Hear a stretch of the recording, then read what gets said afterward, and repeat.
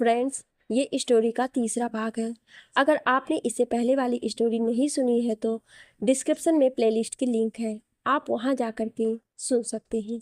हर रोज story का नया भाग देखने के लिए चैनल को सब्सक्राइब करके बेल आइकन को प्रेस कर लें ताकि नई आने वाली वीडियो की नोटिफिकेशन सबसे पहले आपको मिल सके। कहानी में अब तक आपने पढ़ा, विराज अवनी के साथ क्लास आ जाता है जहां अवनी को विराज के डांस के हिडन टैलेंट के बारे में पता चलता है। दोनों इवनिंग स्नैक्स के लिए पास के कैफे में जाते हैं जहां अवनी शरारत से विराज को स्टेज परफॉर्मेंस के लिए तैयार कर लेती है। विराज यहाँ भी अवनी को अपने साथ डांस करवा लेता है। दोनों कैफे से वापस अपनी अपनी गाड़ी की तरफ जाने लगते हैं, पर अचानक अवनी वहीं बेहोश हो जाती है। विराज उसके हाथ में देखता है जहां उसे वो पवित्र धागा नहीं मिलता है। विराज परेशान हो जाता है। अब आगे विराज सोच में पड़ जाता है। वो जानता है कि अवनी इतनी गैर जिम्मेदार नहीं हो सकती है कि पवित्र धागा कहीं खो दे या उसे निकाल दे। विराज को अपने आसपास एक हलचल महसूस हुई, पर इस वक्त उसे अवनी की ज़्यादा फिक्र थी। उसने अवनी को अपनी गोद में उठाया और उसके बैग में से उसकी गाड़ी की चाबी लेकर उसे गाड़ी में बिठाया। अब विराज के पास सिर्फ उसका लॉकेट था। अवनी को ठीक करने के लिए उसने बिना एक पल गंवाए अपने लॉकेट से अवनी को होश में लाया। अवनी अपना सर पकड़ते हुए, वीर। विराज, हाँ अवनी, मैं यही हूँ तुम्हारे पास। अवनी विराज की बाह को कसकर पकड़ते हुए, मेरा सर बहुत दर्द कर रहा है। क्या हुआ था अभी? विराज, मैं नहीं जानता अवनी। पानी की बोतल अवनी को देते हुए, लो थोड़ा पानी पी लो। अवनी ने पानी पिया और विराज को थैंक यू कहा। विराज अवनी के हाथ थामते हुए, अवनी, वो धागा जो मैंने तुम्हें बांधा था, कहाँ है वो? तुमने उसे उतारा क्यों? अवनी, मैंने नहीं उसे उतारा वीर, वो मेरे हाथ में ही था। विराज, वो एक अभिमंत्रित पवित्र धागा है अवनी, याद करो, कहीं तुमने उसे खो तो नहीं दिया? अवनी, नहीं, मुझे अच्छे से याद है, मैंने उसे नहीं उतारा है, वो मेरे हाथ में ही बंधा हुआ था। अगर ये किसी की साजिश है तो वो भी वीर, मुझे कुछ याद नहीं आ रहा है। सर पर जोर देते हुए, मुझे मुझे कुछ भी याद नहीं आ रहा है। विराज अवनी के हाथों को सहलाते हुए, रिलैक्स अवनी, इट्स ओके, तुम्हें अभी घर जाकर आराम करना चाहिए, मैं तुम्हें घर ड्रॉप कर देता हूँ। अवनी, प्लीज वीर, मेरी वजह से और परेशान क्यों हो रहे हो, मैं मैनेज कर लूंगी। विराज हल्के गुस्से से, एक बार में बात मान लिया करो अवनी, मैंने कहा ना, मैं तुम्हें घर ड्रॉप कर रहा हूँ। अवनी ने कुछ नहीं कहा, बस गर्दन हिलाकर विराज को परमिशन दे दी। विराज ने अपनी कार क्लास के बाहर ही छोड़ दी, उसे लॉक किया और अवनी की कार में ड्राइविंग सीट पर बैठ गया। उसका ध्यान एक बार फिर अवनी की तरफ गया। इस बार भी अवनी के सीट बेल्ट नहीं बंधी हुई थी। विराज को पुराने लम्हे याद करके हंसी आ गई। अवनी विराज को लगभग घूरते हुए, क्या? विराज जैसे तैसे खुद को संयत करके, सीट बेल्ट। अवनी की नजरें शर्म से झुक गईं। उसने सीट बेल्ट लगाया और मुस्कुरा दी। क्लास से अवनी के घर की दूरी महज 20 मिनट की थी, पर विराज ने पूरे 30 मिनट लिए। दोनों जब अवनी के घर पहुंचे तो अवनी ने देखा कि वहां पर विराज की कार मौजूद थी। वो चौंक गई। अवनी कार की तरफ इशारा करते हुए, वीर, तुम्हारी कार यहाँ कैसे? विराज, वो मैंने तुम्हें कार में बिठाने के बाद दानिश को कॉल कर दिया था, मेरी कार वही लाया है। अवनी, तुम जानते हो दानिश को? विराज, अवनी, तुम यहाँ लेट आई हो, मैं नहीं। दोनों हंस दिए। दोनों घर में आए जहाँ दानिश पहले से ही उनका इंतजार कर रहा था। अवनी कुछ सोचते हुए, दानिश, तुम घर हमसे पहले कैसे पहुंचे? विराज, अरे वो, हो सकता है इसने फास्ट ड्राइविंग की हो दानिश, या फिर तुमने स्लो ड्राइविंग की हो। दानिश अपनी हंसी रोकने की कोशिश कर रहा था, पर अवनी अपने चेहरे पर नासमझी का भाव लिए खड़ी थी। दानिश ने विराज की तरफ देखा। विराज ने आंखों ही आंखों में उसे कुछ इशारा किया। दानिश उसकी बात समझ गया। दानिश, अवनी यार, काफी तो पिला दो। अवनी, हाँ भाई, लाई। विराज की तरफ देखते हुए, तुम लोगे? विराज, कॉफी को भला कौन मना कर सकता है, हाफ कॉफी ओनली। अवनी हंसते हुए, ओके, अभी लाई। अवनी के किचन में जाने के बाद विराज दानी से बात करने लगा। अचानक उसे किचन से अवनी के फुसफुसाने की आवाज आने लगी। वो दबे पांव किचन की तरफ गया और वहां का नजारा देखकर उसने हंसते हुए अपना सर पीट लिया। अवनी नाचते गाते काफी बना रही थी। उसकी हल्की आवाज में भी विराज को गाना साफ समझ आ रहा था। फैली थी स्याह रातें, आया तू सुबह लेके, खामखा सी जिंदगी में जीने की वजह लेके, खोया था समंदरों में तन्हा सफीना मेरा, साहिलों पे आया है तू जाने किस तरह लेके, कुछ तो है तुझसे राबता, कुछ तो है तुझसे राबता। दानिश ने आकर पीछे से विराज के कंधे पर हाथ रखा। विराज पलटा और दोबारा हाल में आ गया। दोनों इस बात का पूरा ध्यान रखे हुए थे कि अवनी को उनकी बात पता नहीं चले। विराज, कुछ पता चला कौन था? दानिश, वही जो अब तक है। विराज गुस्से में, मुझ तक ठीक था, उसने अवनी को परेशान करके ठीक नहीं किया, मैं उसे छोड़ूंगा नहीं। दानिश, पर अभी हमें सब्र से काम लेना होगा।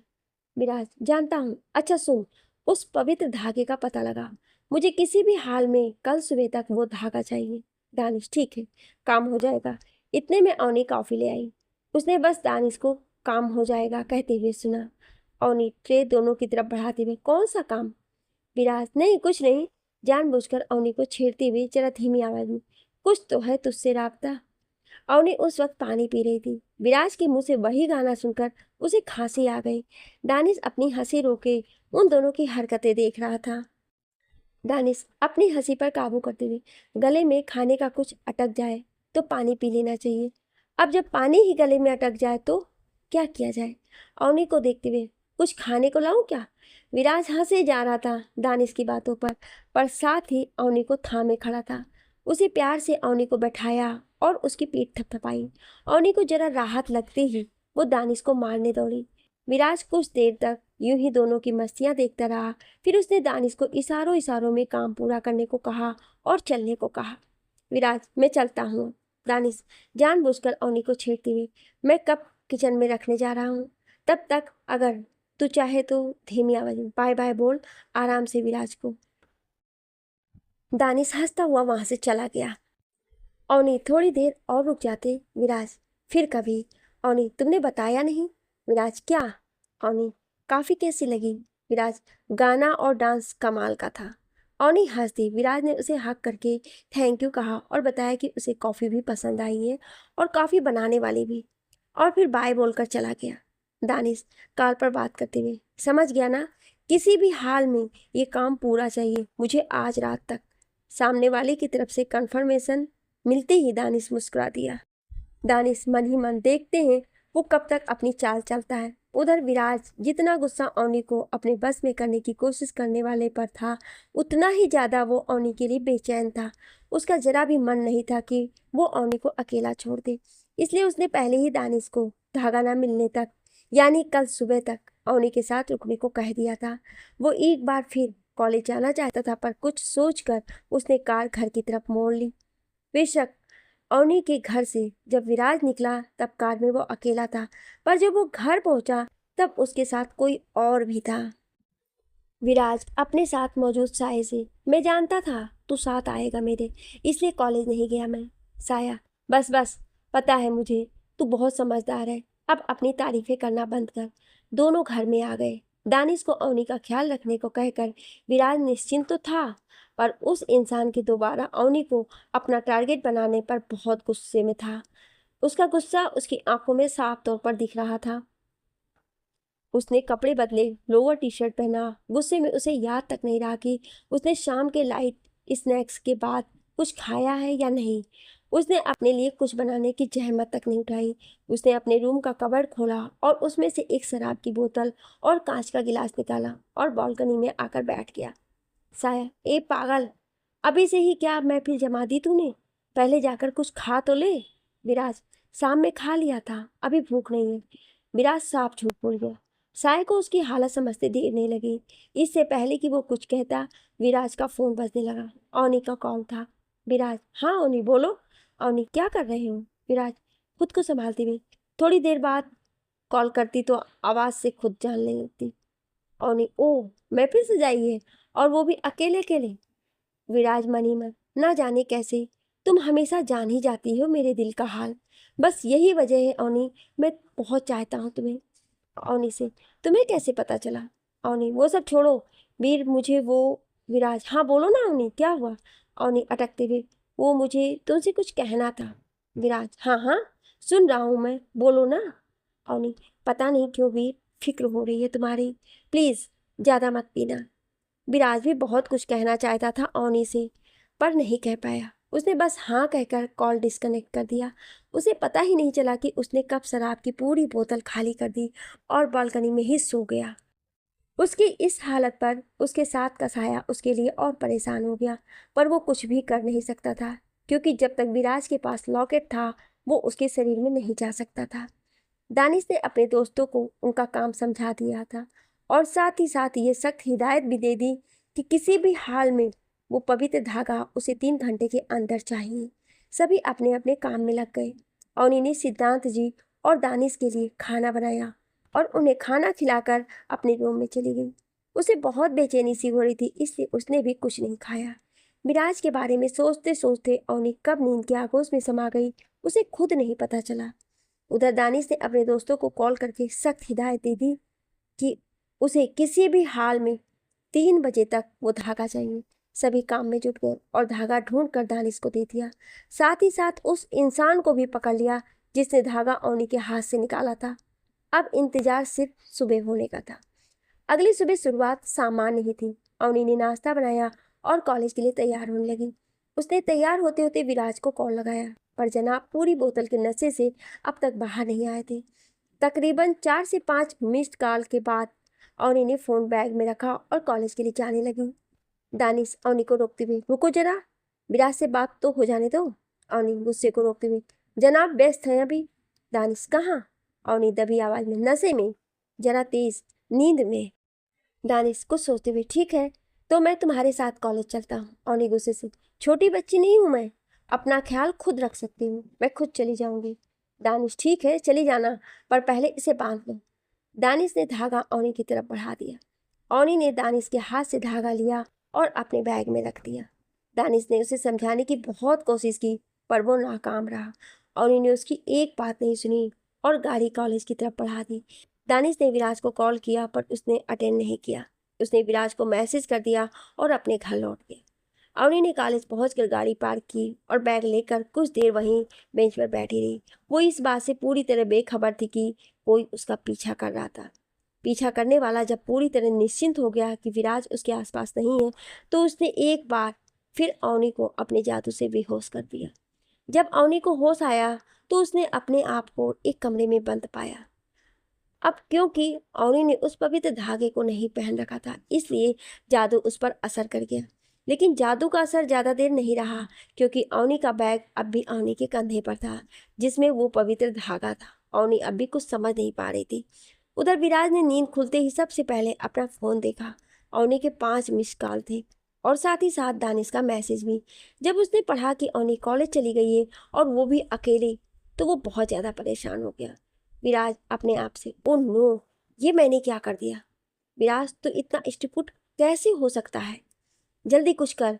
ऐसा फील हो रहा है कि अवनी किसी मुसीबत में है। कमरे में इधर उधर घूमते हुए, क्या करूं क्या करूं, कुछ समझ नहीं आ रहा है। अपना सर पीटते हुए, मैं इतना केयरलेस कैसे हो गया? क्या करूं मैं?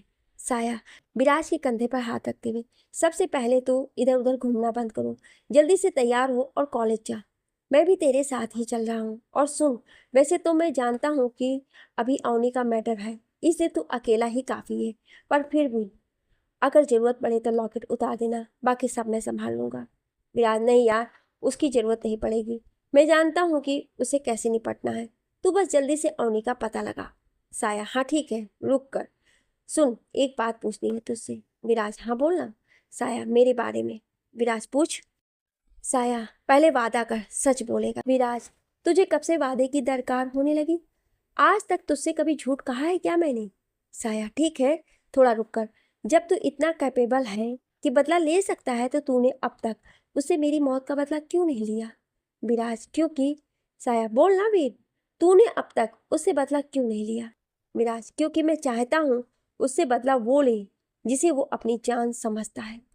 विराज ने गहरी सांस लेकर अपनी बात पूरी की, पर वो साया उसकी बात समझ नहीं पाया। साया, तू कहना क्या चाहता है? विराज, भाई, मेरे अलावा भी कोई है जो तुझे बहुत चाहता है। मेरा मतलब है चाहती है। उसे जब तक उस कातिल की सच्चाई नहीं बता देता, तब तक उस कमीने को जीना होगा। माहौल में खामोशी छा गई। कुछ पल को दोनों कुछ नहीं बोले। साया चुपचाप बाहर की तरफ बढ़ गया। विराज बहुत धीमी आवाज में, ए मेरी जान, सच बताऊं, एक वजह और है। जिस दिन उस कातिल का अंत हो जाएगा ना, तो मुझे फिर से छोड़कर चला जाएगा।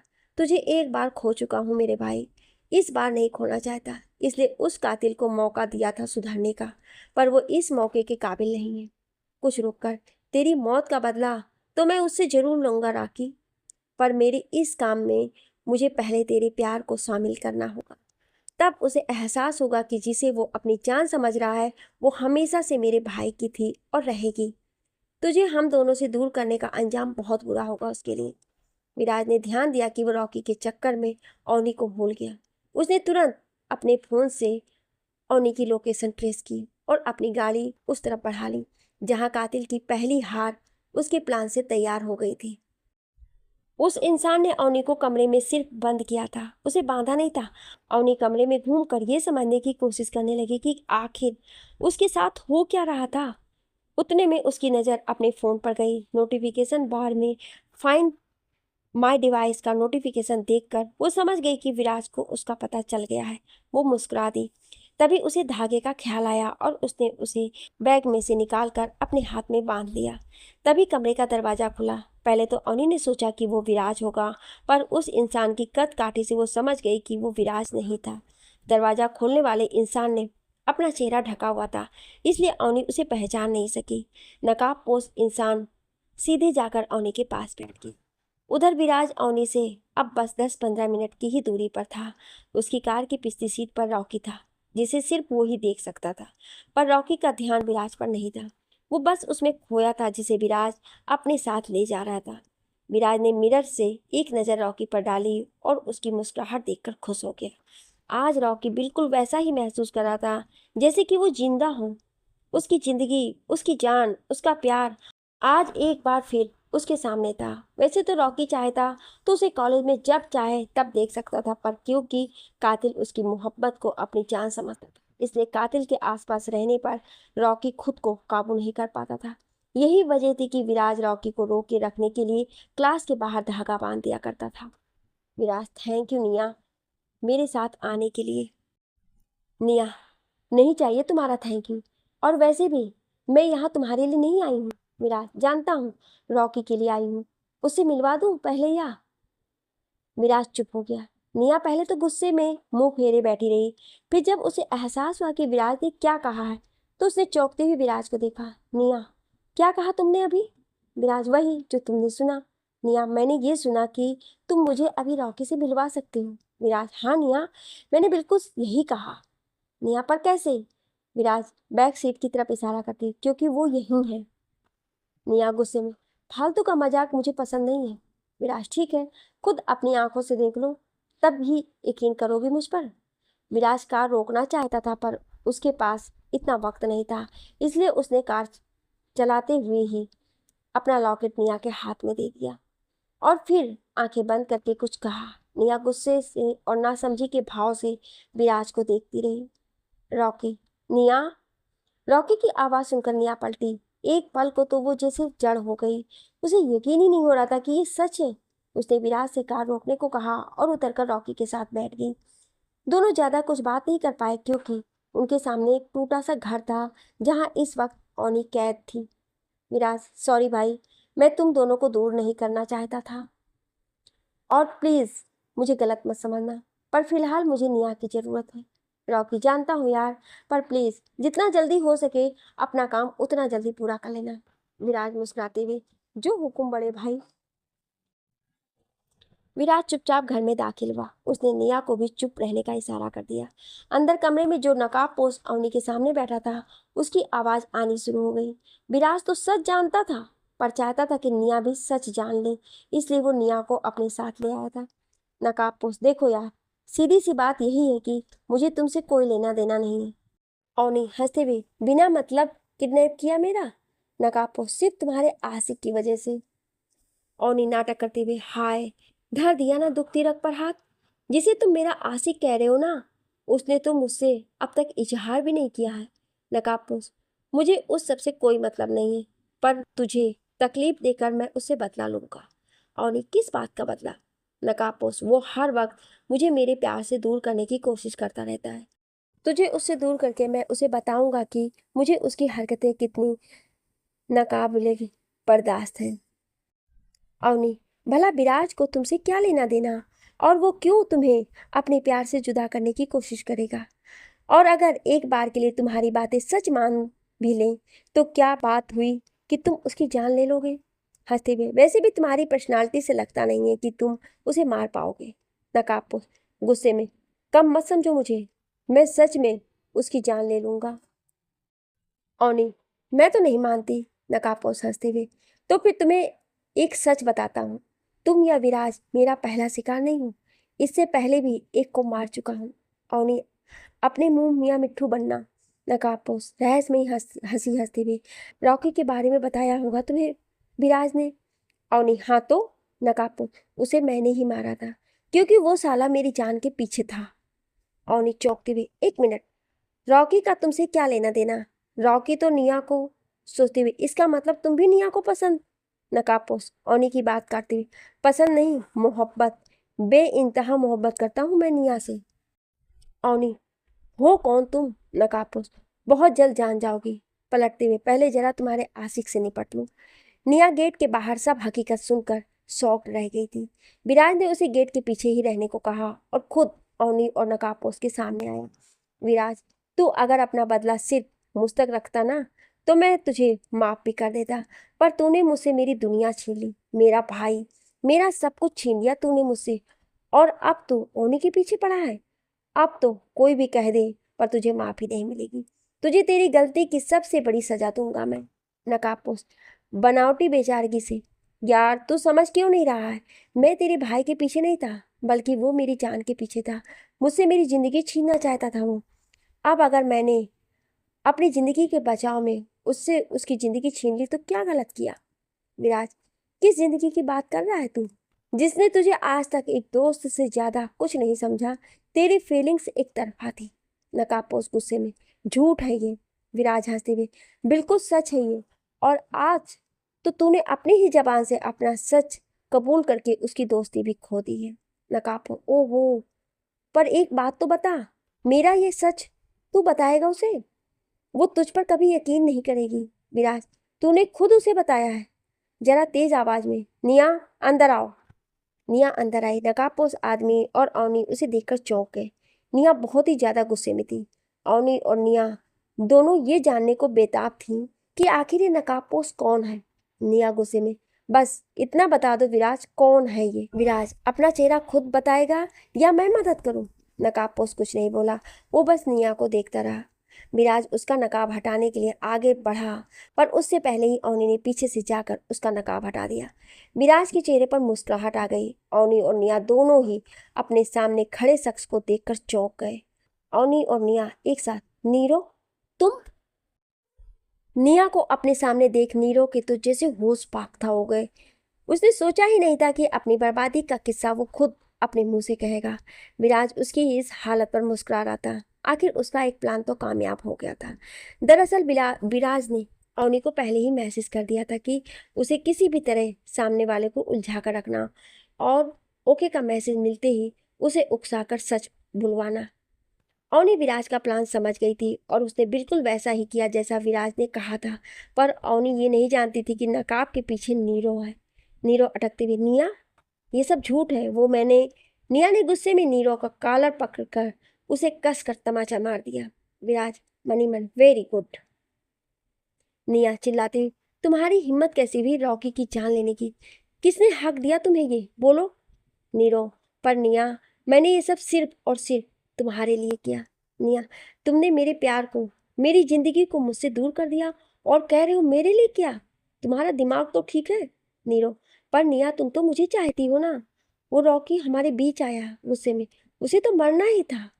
निया ने नीरो की ये बात सुनकर उसे एक और तमाचा जड़ दिया। गुस्से से उसकी आंखें लाल हो रही थी। निया की आंखों से आंसू बहने लगे। उसे रोता देख नीरो परेशान हो गया। वो निया को चुप करवाने के लिए आगे बढ़ा, पर निया ने उसे धक्का दे दिया। निया, मुझसे दूर रहो तुम, समझे? मैंने तुम्हें एक अच्छा दोस्त माना था और तुमने मुझे ही धोखा दिया। अगर तुम्हारे दिल में कुछ और था तो उसी वक्त कह देते, बात तभी क्लियर हो जाती। पलटते हुए, चले जाओ यहाँ से, मुझे तुम्हारा चेहरा तक नहीं देखना है। नीरो रहस्यमयी हंसी हंसते हुए मन ही मन में, तूने ये अच्छा नहीं किया विराज, इसकी सजा तुझे जरूर मिलेगी। बहुत तकलीफ दी है आज तूने मेरी निया को, मैं इसका बदला तुझसे लेकर रहूंगा अभी इसी वक्त। नीरो अवनी की तरफ पलटा, पर उसी वक्त विराज उसके सामने आ गया, क्योंकि वो नीरो के इरादे समझ गया था। आप लोग भूले तो नहीं है ना कि विराज मन की बातें सुन सकता है। विराज इसी वक्त अपने कदम पीछे हटा ले। नीरो, तू रोकेगा मुझे? इससे पहले कि विराज कुछ कहता, नीरो ने मंत्र के प्रयोग से अवनी को चोट पहुंचाने की कोशिश की, पर क्योंकि अवनी ने पवित्र धागे को अपने हाथ में बांध लिया था, इसलिए नीरो के मंत्र का उस पर तो कोई असर नहीं हुआ। पर क्योंकि विराज अवनी और नीरो के बीच खड़ा था, इसलिए मंत्र उस पर असर कर गया। विराज वहीं गिर गया। अवनी और निया उसे संभालने लगी।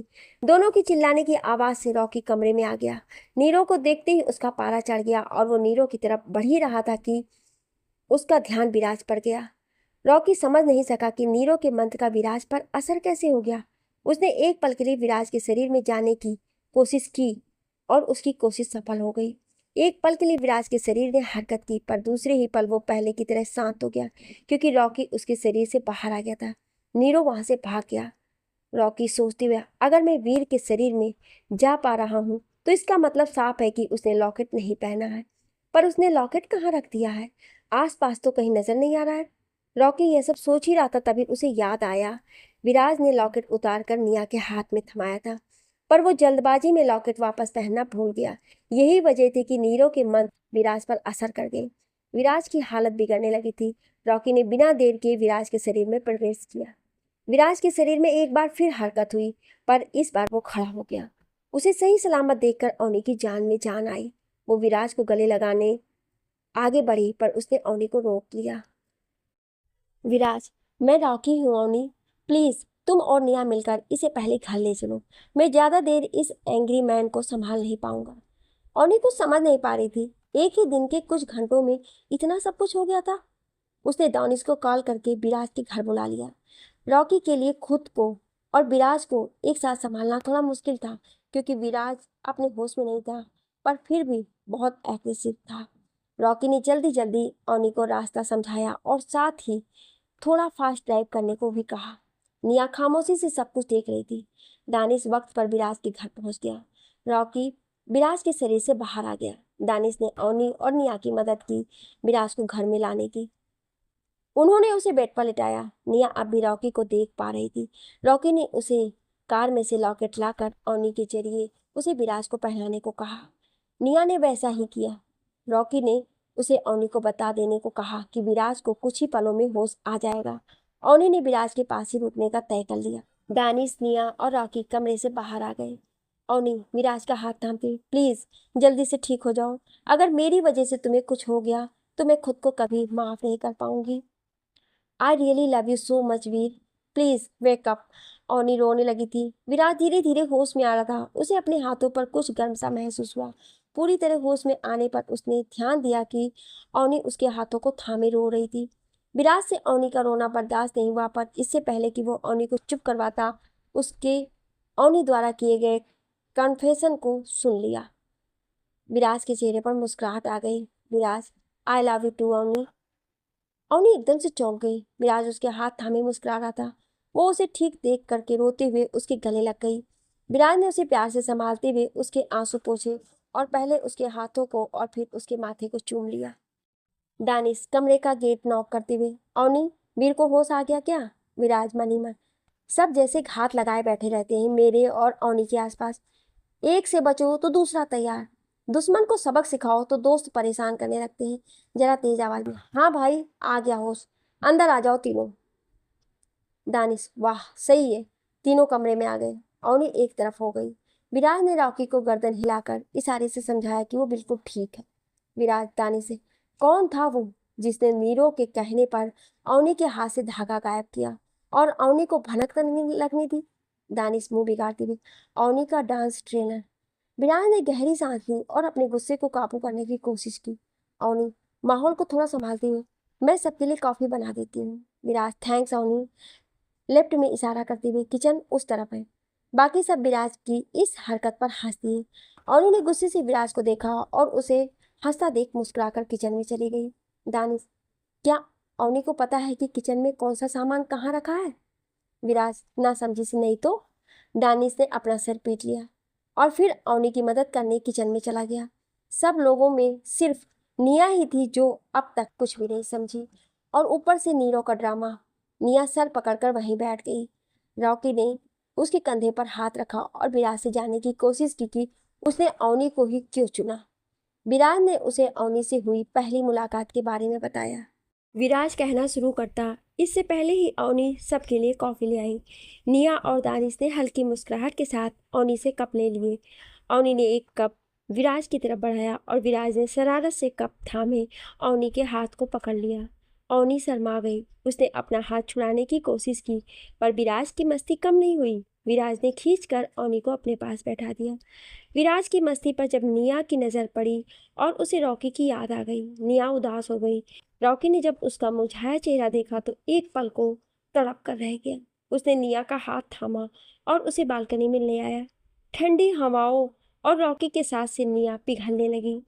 न चाहते हुए भी उसकी आंखों से आंसू बह निकले।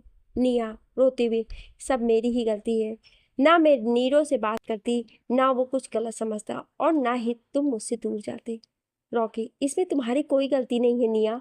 निया, मैं बेवजह विराज को गलत मानती रही। मुझे लगने लगा कि विराज की वजह से तुम मुझसे दूर चले गए हो। मैं कैसे नहीं समझ पाई कि वो तुम्हें मुझसे मिलाने की कोशिश में जुटा था। रॉकी, इट्स ओके निया, बीती बातें भुला दो और वीर को माफ कर दो। निया, क्या हम हमेशा साथ नहीं रह सकते रॉकी? रॉकी, मैं मजबूर हूँ निया। मैं रॉकी इससे आगे कुछ नहीं कह सका। निया उसकी खामोशी समझ रही थी। इतने में दानिश ने उन्हें अंदर बुला लिया। विराज, किस्सा शुरू करूं? निया, रॉकी को मैंने अवनी के आने से पहले ही खो दिया था। मुझे पूरी बात जाननी है। विराज, ठीक है, ये सब 7 महीने पहले हुआ था। कुछ पल रुककर निया को देखते हुए, वैलेंटाइन डे के दिन। विराज के मुंह से इतना सुनकर निया को बहुत बड़ा झटका लगा। वो कभी राखी को देखती तो कभी विराज को। निया, उस दिन तो विराज, हाँ, उस दिन तुम राखी को शादी के लिए प्रपोज करने वाली थी, और ऐसा ही एक प्लान रॉकी ने भी बनाया था, पर इन सब से अनजान नीरो ने तुम्हें अपने दिल का हाल बताने के लिए तैयारी शुरू कर दी थी। नीरो नहीं जानता था कि तुम और रॉकी एक दूसरे को पसंद करते हो, और नहीं, पर उसने ये सब किया कैसे? विराज, वो क्लास जो अब बंद कर दी गई है, पहले उसे एज ए स्टोर ट्रीट किया जाता है। सिर्फ फर्नीचर रखा जाता था वहाँ। रॉकी उस क्लास को डेकोरेट कर रहा था ताकि वो पूरी कॉलेज की प्रेजेंस में निया को ये सरप्राइज दे सके, पर इतने में नीरो वहाँ आ गया। निया, नीरो शायद मेरी वजह से ही वहाँ आया था। विराज, मतलब? निया, मैं रॉकी को कॉलेज में ढूंढ रही थी जब वो अपने सरप्राइज प्लान की तैयारी में जुटा हुआ था। मैं उस क्लास के बाहर से निकली थी, पर गेट बंद देखकर वापस अपनी क्लास की तरफ मुड़ गई थी। फिर मैंने कुछ आवाज़ सुनी थी, पर मुझे लगा वो मेरा वहम होगा, इसलिए वहां से लौट गई। पर मैंने नीरो को वहां देखा था। जब मैंने उससे पूछा कि वो यहाँ क्या कर रहा है, तो उसने कहा कि वो मुझे ही ढूंढ रहा था। मैंने उसे क्लास में चलने को कहा और उसका जवाब था, तुम चलो, मैं आता हूँ। विराज, क्योंकि नीरो तुम्हारा पीछा कर रहा था, इसलिए उसने भी क्लास से आती आवाज़ को सुना था। तुम्हें लेक्चर अटेंड करने के लिए भेजकर वो क्लास में आया।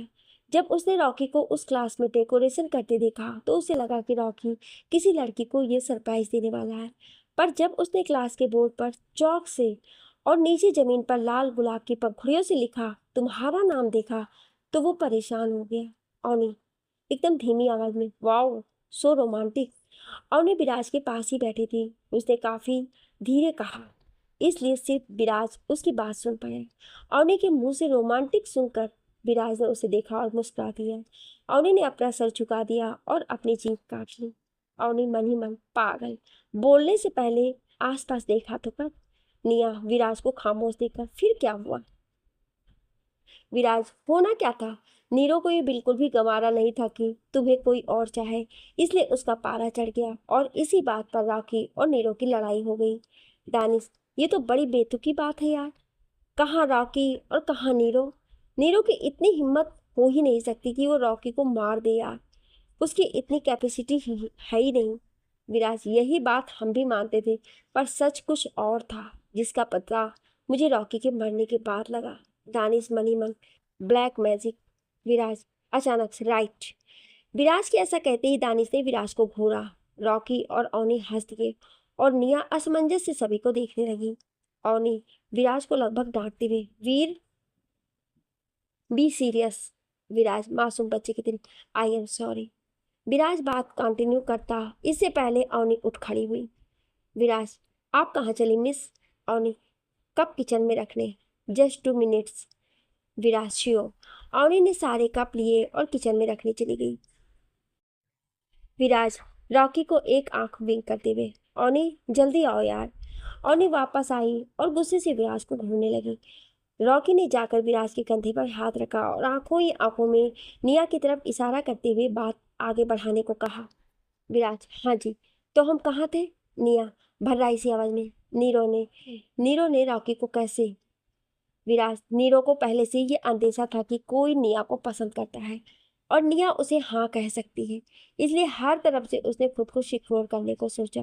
उसने ब्लैक मैजिक यानी कुछ ऐसे ज्योतिषी मंत्रों का प्रयोग सीख लिया था जिससे कि वो अपने रास्ते में आने वाले हर कांटे को दूर कर सके। इसी वजह से रॉकी अपना बचाव नहीं कर पाया और नीरो इस हद तक गिर जाएगा मैं कभी सोच भी नहीं सकती थी।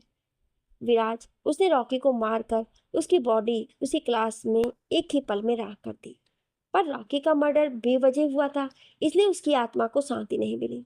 इस बात की क्या वजह है मैं नहीं जानता, पर सिर्फ मैं ही रॉकी को देख और सुन सकता हूँ। रॉकी ने निया को देखा, वो रोने लगी थी। उसने उसके पास बैठकर उसे चुप करवाया और उसे टाइटली हग कर लिया। विराज, कुछ पल रुककर, मैं नीरो से बदला लेना चाहता था, पर उसके काले जादू के मंत्रों से बचना मुश्किल था, इसलिए मैंने फैसला कर लिया कि पहले मैं उन मंत्रों को निष्क्रिय करना सीखूंगा। उसी के लिए मैं बिना किसी से कुछ कहे वहां से दूर चला गया, ऐसी जगह का पता लगाने जहां मैं अपने प्लान को सफल बनाने की शुरुआत कर सकता था। मैंने वो सब सीखा जो नीरो को बर्बाद करने के लिए काफ़ी था। मैंने वापसी की तैयारी शुरू कर दी, पर प्लेन की टिकट्स नहीं मिली। मैं रुक नहीं सकता था, इसलिए ट्रेन की टिकट बुक करवा ली। और ओ, वही ट्रेन जर्नी जिसमें हम मिले? विराज, हाँ वही। रॉकी, मैं तो उस वक्त नहीं वहां नहीं था। विराज, हाँ, जिनसे मैंने नीरो के सभी मंत्र बेअसर करना सीखा था वो थे मिस्टर सारांश, एक पैरानॉर्मल इन्वेस्टिगेटर। उन्होंने मुझे सिखाने के बाद ये लॉकेट और वो पवित्र धागा दिया था। धागा खास तौर पर रॉकी को शांत रखने के लिए और लॉकेट हर उस इंसान की मदद के लिए जिसे नीरो अपने मंत्रों के प्रभाव से चोट पहुंचाए। दानिश, पर अवनी इन सब से कैसे जुड़ी? विराज, नीरो जान गया था कि मैं उसके खिलाफ कुछ बड़ा कदम उठाने वाला हूँ, इसलिए उसने मेरा पीछा किया, पर वो काफ़ी लेट हो गया, इसलिए ट्रेन के सफ़र तक ही पहुँच पाया। सारांश जी ने मुझे एक ऐसी सिचुएशन बताई थी जिस पर मुझे बिल्कुल भी यकीन नहीं था, पर मैं नहीं जानता था कि वो सच होने वाला है। निया, ऐसा भी क्या कह दिया उन्होंने? विराज, उनके हिसाब से किसी भी लड़की से इस लॉकेट पर हल्का सा भी पानी छू जाए और लॉकेट चमक जाए तो वो लड़की मेरे काम में मेरा साथ तो देगी, पर मेरी वजह से उसकी जान को खतरा भी हो जाएगा। कुछ रुककर, उनकी इस अजीब बात पर मुझे बिल्कुल यकीन नहीं हुआ, और भला होता भी कैसे? मैंने तो किसी से ना तो कभी बात की और ना ही बात करने की कोशिश की। और धीमी आवाज में, सुन रहे हो दानिश, जनाब बहुत ही सीधे हैं। अवनी की बात सुनकर दानिश हंस दिया। विराज ने एक नज़र अवनी को देखा और फिर उठकर पानी पीने चला गया। जब वो पानी पीकर वापस आया तो सामने का नज़ारा देखकर हैरान हो गया। सभी घेरा बनाए बैठे थे, दरवाजे की तरफ नजर गड़ाए हुए। सभी विराज के आने की राह देख रहे थे। किसी भी तरह उन्हें बस पूरी बात जानने की बेचैनी सी थी। विराज एक पल को डर गया सबकी घूरती हुई नजरों से। विराज, क्या घूर रहे हो रे? दानिश, अवनी और निया तीनों एक साथ, आगे क्या हुआ? विराज, जरा सांस तो लेने दो। दानिश, हाँ ले ले, जो भी लेना है जल्दी ले ले। विराज बैठते हुए, बस बस बहुत हुआ। दानिश, हाँ तो अब बता, आगे क्या हुआ? विराज, होना क्या था? ट्रेन में नीरो मेरा पीछा कर रहा था, पर उससे भी बड़ी बात, मैं ये नहीं जान पाया कि लॉकेट की चमक का राज उसे पता चल गया है। इत्तेफाक से मेरी सीट ओनी की सीट के साथ ही थी। जब उसे पहली बार देखा तो लगा जैसे बस यही है वो जो रॉकी के बाद हमेशा के लिए मेरी है। इन दोनों की नॉर्मल लगने वाली ट्रेन जर्नी के लिए आपको भाग एक याद ही होगा। दानिश अजीब तरीके से हमेशा के लिए तेरी है। विराज बात पलटती हुई, पता नहीं क्यों और कैसे उसी वक्त बारिश आने लगी और ये मोहतरमा चल दी बारिश की तरफ। जब अवनी बारिश से भीग रही थी, जब उसके हाथ से उछलती हुई पानी की बूंदें मुझ पर और लॉकेट पर पड़ी, क्योंकि लॉकेट बाहर ही था इसलिए मुझे उसकी चमक नजर आ गई। मैंने उसी वक्त लॉकेट को शर्ट के अंदर डाला और नीरो को पीछे देखा। मैंने उसे देखकर अनदेखा कर दिया था, पर यह बात उसे नहीं मालूम। इस बार नीरो की मौजूदगी में अवनी ने पानी की बूंदें मुझ पर उछाली और मैं साइड हो गया। नीरो को शक होने लगा, इसलिए उसने कोई मंत्र पढ़ना शुरू कर दिया। मैं अवनी को बहाने से वहां से हटाकर दोबारा लोगों के बीच अपनी सीट पर आ गया। अवनी, इसका मतलब कॉलेज के पहले दिन? विराज बात करते, हाँ, उस दिन तुम पर जादू नीरो ने ही किया था और तुम्हें अपने आसपास जो साया महसूस हुआ था वो रॉकी था। अवनी, पर रॉकी क्यों? कुछ समझ नहीं आ रहा था बीत। विराज, क्योंकि रॉकी के मरने के बाद उस क्लास की तरफ कोई नहीं जा सकता था। बेशक वजह कोई और नहीं जानता था, पर फिर भी, और इतने वक्त में मेरे अलावा उस तरफ सिर्फ तुम ही आई थी, इसलिए इसे जानना था कि तुम कौन हो। निया, अब तो उसे मात मिल ही गई है। विराज, नहीं निया, अभी उसका बस एक प्लान बर्बाद हुआ है। हम ये मान सकते हैं कि कुछ दिनों के लिए हमने उसे शांत किया है, पर वो ऐसे हाथ पर हाथ रखकर बैठने वालों में से नहीं है। वो जरूर कुछ बड़ा प्लान करेगा। अवनी, तो हम उसे उसके किए की सजा जरूर देंगे। विराज, निया और अवनी से फिलहाल सबसे ज्यादा जरूरी तुम दोनों की सेफ्टी है। निया, एक सवाल है विराज। विराज, हाँ पूछो। निया, क्या तुम किसी तरह से रॉकी को वापस नहीं ला सकते थे? विराज, नहीं। निया, पर क्यों? विराज, क्योंकि निया, नीरो ने रॉकी की बॉडी का नामो निशान तक मिटा दिया। बिना उसके मैं कुछ नहीं कर सकता था। निया फिर उदास हो गई और रॉकी उससे बातें करके उसका ध्यान भटकाने की कोशिश करने लगा। अवनी भी अब थोड़ा वक्त विराज के साथ बिताना चाहती थी, पर सिद्धांत जी का कॉल आ गया और उन्होंने उसे घर आने को कहा। अवनी, मुझे अब घर जाना होगा वीर। विराज, आज यहीं रुक जाओ ना। अवनी, डैड का कॉल था, घर आने को कहा है, जाना ही होगा। हम कल मिलेंगे ना कॉलेज में। विराज ना चाहते हुए, अच्छा ठीक है, दानिश तुम्हारे साथ ही रहेगा। दानिश विराज को छेड़ते हुए, अरे श्योर, मैं तो कब से तैयार हूँ। विराज गुस्से में, डैनी। दानिश मजाक कर रहा था जी, क्यों सीरियस हो रहे हो? अवनी, वीर मैं ठीक हूँ, अपनी कलाई दिखाते हुए, धागा भी बांध रखा है। विराज, कोई बात नहीं। अवनी, वीर। विराज मन मारकर, अच्छा ठीक है, मैं तुम्हें घर ड्रॉप कर देता हूँ। अवनी, नहीं, तुम अब आराम करोगे। विराज, भला मुझे क्या हुआ है जो मैं आराम करूं? अवनी गुस्से से, वीर, दानिश मुझे घर ड्रॉप करेगा और तुम अब आराम करोगे। Danish, yes ma'am. Viraj, gate तक तो आने की परमिशन दे दो। अवनी, ओके। विराज अवनी को गेट तक बाय कहने जाता है और दानिश को उसे सेफली घर पहुंचाने की हिदायतें देता है। दोनों चले जाते हैं। विराज जब तक बाहर ही रहता है, जब तक कि कार उसकी नज़रों से ओझल नहीं हो गई। विराज घर में आ गया पर उसे एक झटका लगा, क्योंकि उसे निया कहीं नजर नहीं आई।